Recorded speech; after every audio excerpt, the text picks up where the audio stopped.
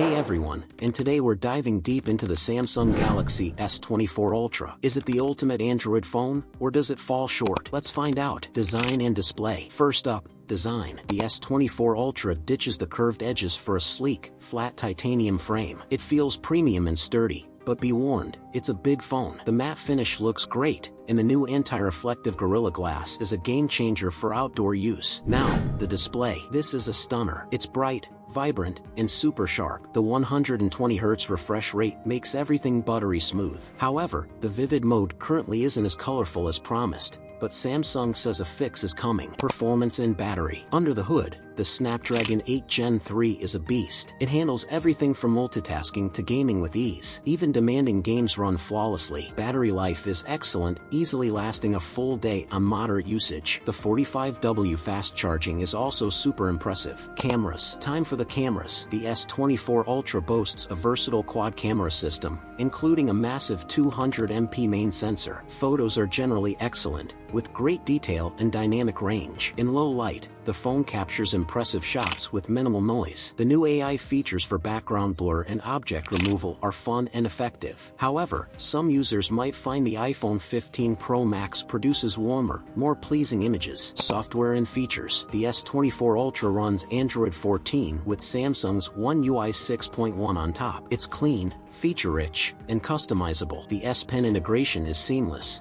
making this phone a productivity powerhouse. Dex mode turns your phone into a desktop-like experience, which is handy for getting work done. Verdict. So, who is the S24 Ultra for? If you want a premium phone with a stunning display, top-notch performance, and versatile cameras, this is a great option. However, the hefty price tag, large size, and slightly underwhelming vivid display mode might deter some users. Alright, that's it for my review of the Samsung Galaxy S24 Ultra. Let me know what you think in the comments below. If you're considering buying this phone, be sure to check out my linked video where I compare it to the iPhone 15 Pro Max. Thanks for watching.